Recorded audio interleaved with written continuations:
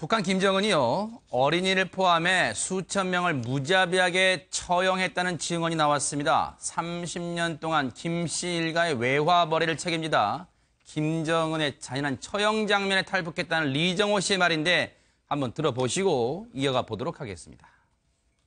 It was a cruel and crude method of execution. After all these years living in the socialist system, I had never witnessed anything like that. Executing high-level officers with anti-aircraft guns. It was not just high-level officers, but their families, their children, their followers. Given a car, a color TV, some things like that. But there was also extra side income because I was working at Office 39. They got militarily prepared in terms of their nuclear and also chemical weapons. And they had a scenario that if they go to war, they would not hesitate to use these weapons against South Korea. Is there a diplomatic solution to get us out of this crisis? Having a meeting between the top leaders, face-to-face meeting. Then we can find out what the leader believes and what he thinks and what he wants. Is he cruel? Is he crazy? It's hard for me to say. Once he makes a decision, there is no one that can oppose his decision or even advise him to a different decision. What kind of outside shock are you talking about? North Koreans are deprived of freedom. Their mindset is almost backward. Unless there is, for example, outside information, and they can realize how isolated they are, how limited they are in terms of freedom, they are deprived. When they realize that, it could cause an internal movement. 네, 내용이 상당히 충격적인데요. 이 내용 포함한 북한 얘기 다뤄보겠습니다. 이윤걸 북한 전략정보서비스센터 소장, 그리고 이미연 전 북한 유치원교사 이렇게 모셨습니다. 어서 오십시오. 네. 안녕하십니까. 그리고 이 의원님께서는 계속 좀 수고해 주시겠습니다. 그런데 이 소장님, 네. 지금 리정호 씨의 얘기를 쭉 저희가 같이 들어봤는데 저게 사실이라면 상당히 충격인데요. 그리고 김정은이 아이들까지 수천 명을 처형하거나 수창했다. 이게 정말 귀를 의심케 합니다.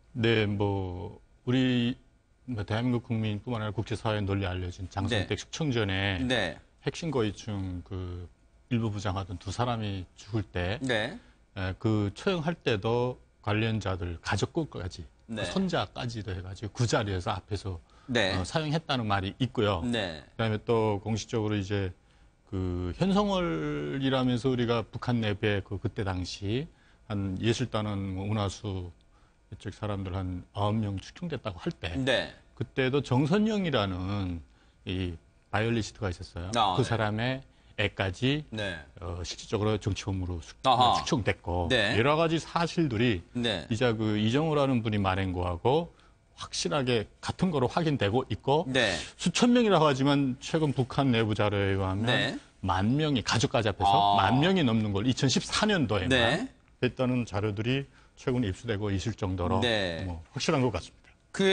지금 이미연 씨께 여쭤볼까요? 리정호 하면 저희가 좀 알아본 바로는 북한 김정은 또 김일성 때부터 이 외화벌이를 책임지는 39호실의 책임자였단 말이에요. 그럼 고위 관리했던 만큼 이 발언의 신빙성이 상당히 높을 것이다 이렇게 보고 있는데 그런데 우리 대한민국이 접했던 김정은의 그 영상 보면 막 아이들에게 둘러싸여가지고 막 아이들이 막 김정은 좋아가지고 어쩔 줄 몰라는 그런 장면 나오잖아요. 그럼 그게 다 가식이었다는 얘기예요? 그러니까 좀 양면적으로 좀 분석이 되는데요. 네. 김정은 같은 경우에는 지금 정통성 문제라든지 여러 가지 이제 고질적인 문제를 안고 있기 때문에 그래서 이제 자기의 권력 기반을 튼튼하게 다지기 위해서라면 아이들 때부터 철저하게 김정은 우상화에 대한 이런 교육을 많이 해야 되는 것은 사실입니다. 하지만 이제 북한 체제의 속성으로 봤었을 때는 어느 정도 이제 공포 정치라든지 이런 잔인한 이런 처형을 통해서 이제 김정은이 한테 이제 대항을 하게 되면 어떠한 죽음이 차려진다 하는 것도 보여줘야 되는데 사실 이런 어린 아이들을 죽이는 모습을 보여준다면 일반 시민들에게까지 보여준다면 사실 김정은의 이런 가식적인 이런 행위에 대해서 북한 주민들이 어느 정도 반발을 하고 이런 여지가 나타날 수가 있습니다. 그래서 이제 예전부터 봤었을 때는 김일성 시기나 김정일 시기에도 마찬가지였지만 이런 중요 인물을 숙청을 하거나 네. 아니면 잔인한 방법으로 죽일 때에는 일반 시민들한테는 공개를 안 합니다. 그래서 그만큼 영향력이 있는 사람들 앞에서 처형을 함으로 해서 네. 그 정도의 우리가 정권을 지키기 위해서는 이러한 이제 그 대항하는 세력에 대한 죽음은 어쩔 수가 없다 네. 하는 것을 보여줄 수밖에 없는 네. 이런 것입니다. 이 의원님 지금 네. 리정호 씨의 인터뷰 내용을 CNN과 인터뷰 내용을 쭉 들어보면 이런 얘기를 합니다. 지금 자막 CG도 나가고 있습니다만 장성택 얘기가 나오는데 장성택 처형하는 모습을 보고 탈북을 하겠다. 그만큼 김정은 자체가 인면수심이라는 얘기인가요? 그러니까 이게 그런 상황은 이제 김정은이 국내적 사실 기반이 별로 없어요. 아하. 왜냐하면 외국에 유학 생활을 오래 했기 때문에. 그렇죠. 사실 김정은이라는 인물 자체에 대해서 그렇게 알려지지 않았지 않습니까? 네. 사실 김정일 시대에는 거의 장성택이 뭐 2인자 역할을 다 했죠. 아. 자, 그러다 보니까 장성택이 또 중국과의 관계를 다 책임졌지 않습니까? 네. 자, 그렇다면 중국의 이제 북한의 당과 군의 같은 경우는 거의 장성택 인물로 다 이제 배치가 돼서 봤었죠. 네. 자, 그런 상황에서 김정은이 이제 왔지 않습니까? 네. 자, 그러면 어떤 면에서 처음에 같은 경우는 거의 장성택이 김정은을 앞에 내세워서 네. 자기가 실세처럼 이제 하려고 했거든요. 네. 근데 김정은이 보니까 이렇게 하다가는 정말 어떤 면에서 보면 네. 자기는 허수아비하게 되지 않을 테니까 그때부터 이제 피해 숙청이 사실 시작된 것이죠. 네. 사실 북한 내에서 권한이 있다, 권력이 있다는 사람들 중에서 장성택 라인이 아닌 사람이 거의 네. 없습니다. 아하. 자, 그러다 보니까 김정은 입장에서 보자면 그 당 간부들 전부 다 보이는 상황에서 장성택을 아주 참혹하게 사용을 했지 않습니까? 그랬죠. 그는 뭐냐면 결국 자신에 대한 어떤 기반, 즉 충성심 이런 것들을 불러일으키게 한 것이고 특히 네. 이제 애기들까지 저렇게 했다는 것 자체는 북한 사회 내에서 사실 김정은에 대한 지지 기반이 전혀 없는 상황이지 않습니까? 그렇죠. 결국 공포 정치를 통해서 네. 자신의 지지 기반을 확고히 하고자 하는 네. 그런 상황에서 결국 2014년도에 이런 일들이 벌어진 것이죠. 이 소장님, 이런 가운데 네. 북한이 지난 12년간 탈북했다가 다시 북한으로 돌아온 여성들의 숫자를 공개했습니다. 이게 왜 지금 민감하냐면 최근에 임지연 씨가 재입한 그렇죠. 지금 그게 논란이 되고 있잖아요. 지금 수사하고 있습니다만 그런 과정에서 탈북 여성들이 탈북했다가 다시 돌아온 이 통계를 냈어요. 의도가 뭘까요?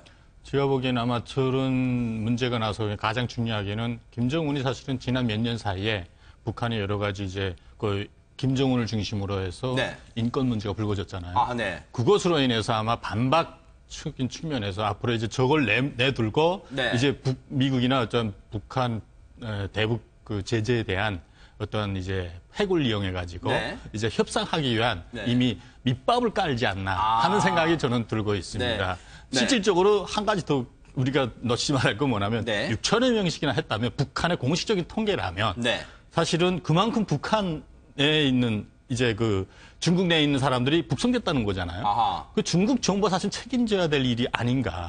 이런 측면은 우리가 조금 더 짚고 넘어가야 될 문제라고 저는 특별히 그 말씀드리고 문제는 싶습니다. 유엔에서도 중국 정부의 그 강제 북송하지 말라 지금 요구하고 있는 상황이잖아요. 그렇죠. 네, 네. 중국 정부의 어떤 책임도 있어 보이는데, 근데 이면 씨 북한이 이런 얘기를 하고 있어요. 재입국했던 탈북 여성들의 지금 북한이 어떻게 살고 있느냐 궁금하잖아요. 그랬는데 이런 얘기를 하고 있답니다. 포용적이고 자애로운 정책 덕분에 북한에서 안정된 생활을 누리고 있다는데 이거 믿을 수 있을까요? 북한이 그 이야기한 측면 중에서 보게 되면 북한 여성들이 경제적인 어려움으로 인해서 이제 탈북을 했다가 또 인신매매를 당해 가지고 다시 지금 조국의 품에 돌아온 이런 대상이다. 근데 이 측면은 이제 경제적인 어려움을 통해서 북한을 탈북해서 인신매매 당했다는 측면은 정확한 사실입니다. 그런데 여기에서 이제 북한이 붙인 문구가 뭐냐면 네. 이것을 주장한 단체들의 음모에 의해서 희생당한 이런 희생자들이다. 네. 이렇게 이야기하는 거죠. 그래서 북한이 이야기하는 이 단체라고 했었을 때는 네. 소위 남조선 출신들이 이제 꾸려진 이런 브로커들이라는 거죠. 그러니까 여기에 지금 초점을 맞춘 겁니다. 네네. 그래서 이 사람들은 법적으로 처벌 대상이 아니었고 네. 그래서 조국의 품에 또 다시 이제 자수를 하고 돌아왔기 때문에 네.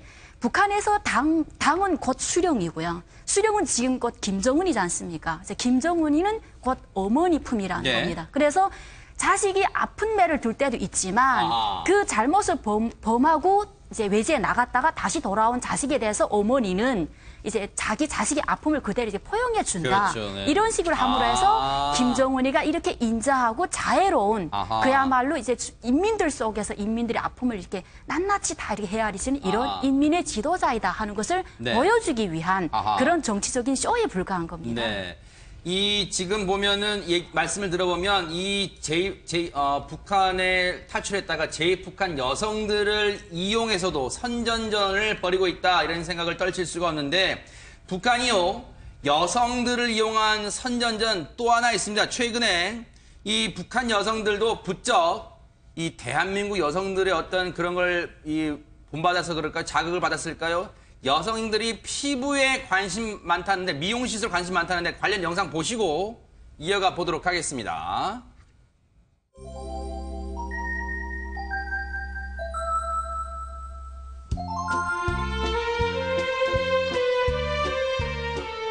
예로부터 오이는 요를 내리게 하고 갈증을 없애는 데 특효가 있는 것으로 널리 알려져 있습니다. 사람들은 흔히 더위를 먹었을 때 오이를 먹습니다. 갈증이 나고 더위에 지쳐서 몸이 나른할 때, 그리고 입맛이 없을 때 오이를 먹으면 아주 좋습니다. 그것은 오이에 들어있는 이소케르시트린이라는 성분이 오줌을 잘 나가게 하고 몸 안에 쌓인 불순물을 몸 밖으로 내보내면서 피를 맑게 하고 몸을 깨끗하게 하기 때문입니다. 사실 오이는 맛이 달고 성질이 참이요 독이 없기 때문에 누구나 좋아하는 남새입니다. 여기 전시장에서는 손님들에게 여러 가지 화장품들도 봉사해주고 있었는데 손님들은 이곳에 꾸려진 피부 분석실, 미안실, 광학 미안실을 비롯한 여러 곳에서 자기 기호와 피부상 특성에 맞는 화장품들을 봉사받는 것과 함께 여러 가지 치료도 받고 있었습니다.